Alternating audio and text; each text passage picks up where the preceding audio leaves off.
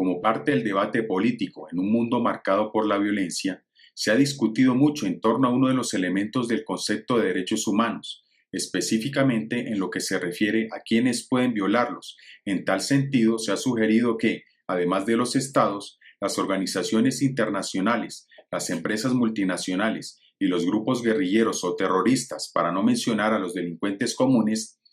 también pueden incurrir en violaciones de derechos humanos. Sin embargo, la doctrina más ortodoxa ha reservado el concepto de derechos humanos para referirse exclusivamente a las relaciones entre el individuo y los órganos del Estado.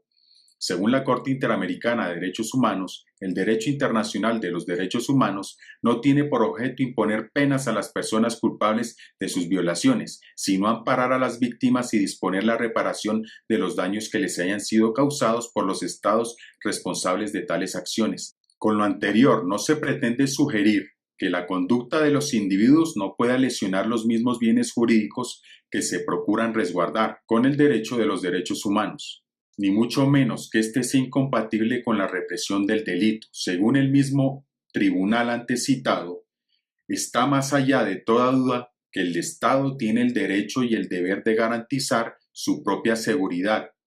Por graves que puedan ser ciertas acciones y por culpables que puedan ser los reos de determinados delitos, no cabe admitir que el poder pueda ejercerse sin límite alguno o que el Estado pueda valerse de cualquier procedimiento para alcanzar sus objetivos, sin sujeción al derecho o a la moral.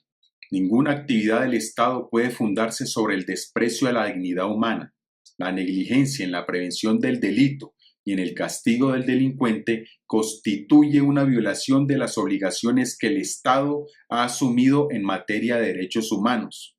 Si bien un hecho ilícito que inicialmente no resulta imputable al Estado por ser obra de un particular puede acarrear la responsabilidad internacional del Estado no por ese hecho en sí mismo, sino por su falta de diligencia para prevenirlo y garantizar efectivamente los derechos humanos.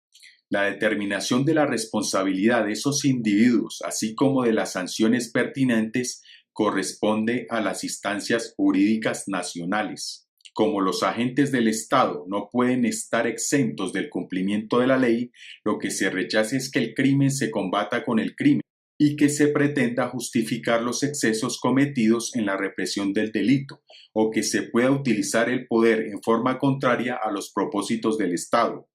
En realidad, la vigencia de los derechos humanos es lo que permite distinguir entre un policía y un delincuente. En este contexto, el comentario atribuido a George Bernard Shaw, en el sentido de que, aunque es muy malo que los caníbales se coman a los misioneros, sería terrible que los misioneros se comieran a los caníbales, adquiere toda su significación y destaca el papel civilizador del derecho de los derechos humanos en cuanto instrumento normativo diseñado para proteger al individuo, a todo individuo, impidiendo que el Estado pueda caer en la tentación de la maldad. El Estado es quien tiene el deber de hacer cumplir la ley, pero también es el primero que debe cumplirla estrictamente. El ejercicio de la autoridad no otorga licencia para quebrantar la ley, ni aun con el pretexto de combatir el crimen o la violencia.